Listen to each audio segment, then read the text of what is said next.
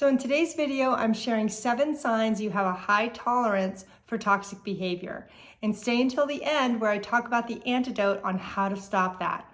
But first, if you're new, my name's Michelle Ferris. I'm a psychotherapist and I love helping people create relationships that work. So what is toxic behavior? Toxic behavior is any behavior that demeans, disrespects, or demoralizes a person. But when you come from a dysfunctional family, having a high tolerance for bad behavior is really common. So let's get started. So the first sign that you have a high tolerance for toxic behavior is that you don't recognize the signs.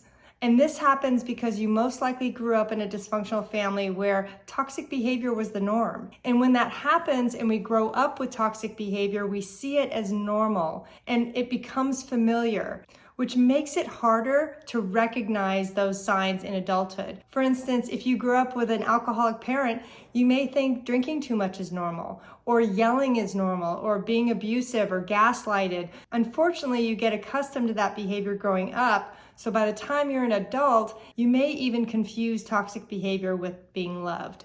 So the next sign that you have a high tolerance for toxic behavior is that you don't know what to do. You feel frozen emotionally because when somebody treats you in an abusive or toxic way, you freeze. Instead of being able to advocate for yourself and name it and say, whoa, that's not okay, you actually get confused and you really don't know what to do. So you're not able to advocate for yourself. You're not able to pinpoint what's wrong.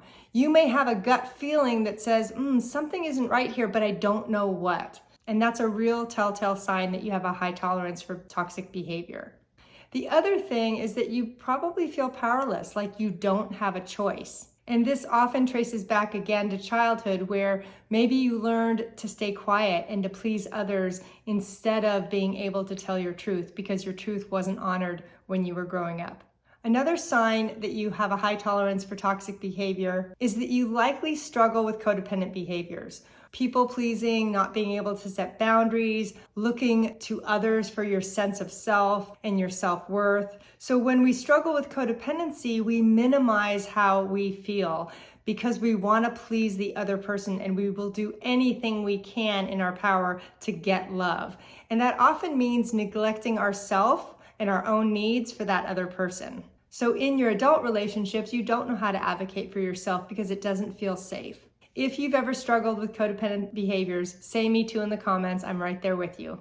Another sign that you have a high tolerance for toxic behavior is that you assume good intentions even when there's no evidence to support it. This often happens because you give the other person the benefit of the doubt. You assume, oh, they didn't mean it, or oh, they had a horrible childhood, and that's why they're acting out in this way. You make excuses for them, and this is also a part of having a high tolerance because you tend to minimize the toxic behavior. And again, this usually goes back to childhood where you had to maybe do that to survive in your family. But in our adult relationships, when we minimize toxic behavior done to us, we're not protecting ourselves from that abuse. So by assuming the other person who's doing the toxic behavior has good intentions, you don't see reality of what's happening. You can't recognize that toxic behavior because you're automatically making an excuse for it. The next sign that you have a high tolerance for toxic behavior is that you don't trust yourself and your own perceptions. This again goes back to childhood where maybe you grew up in a family where your thoughts, feelings, and perceptions were not validated. In fact, maybe they told you you were nuts or you were being too sensitive or what you think and feel isn't accurate or important.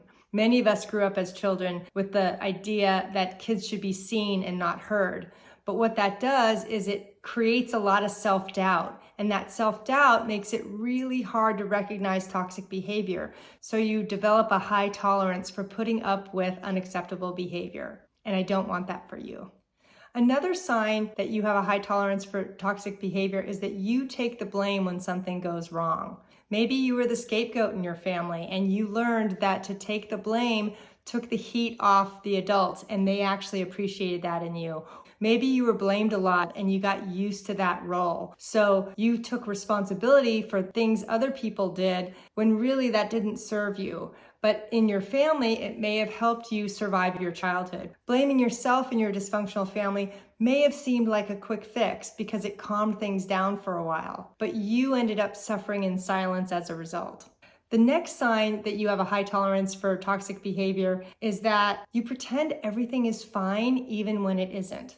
You sacrifice yourself to please others, and you put a smile on your face, and you pretend that nothing's wrong and nothing bothers you, because that feels like a way to protect yourself. Because if you don't open yourself up and be vulnerable, you can stay safe. The problem is that you're sitting on a lot of hurt. Anger is going to eventually leak out and bite you in the butt later. Pretending everything is fine is also a way to please others and negate yourself, because we don't want to upset other people. So we pretend everything is fine, but we end up paying the price for that. Now let's get to the solution. How do you stop toxic behavior and protect yourself? Well, the antidote to that is self-trust. You have to be able to cultivate your own intuition, because what that's going to do is, if you can trust that what you're seeing and what you're experiencing is in fact toxic behavior, then you can make a different choice. But if you don't trust yourself, you're always going to fall back into dysfunctional behaviors that aren't going to protect you in the long run. So one way to develop self-trust is to really start paying attention to your body.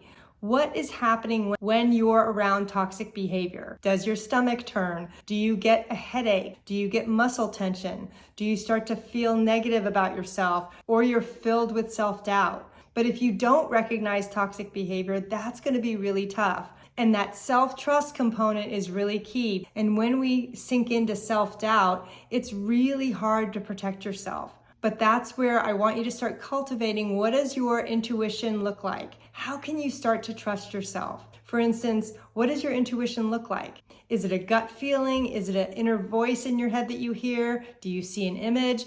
Everybody's intuition is slightly different. But what I want you to do is start paying attention to those little signs. I want you to trust that feeling, because I will guarantee you that that feeling is going to lead you to developing more self-trust. Because when I get a bad feeling about something and I trust that, I can make a decision to protect myself. I can leave. I can call a friend. I can do something that's healthy behavior versus hurting myself. And that's what I want for you. And I talk a lot about this in my self-trust journal, because self-trust is the antidote for toxic behavior. So your next step is, I want you to go watch my video on the signs of toxic behavior so that you can recognize it. Thanks so much.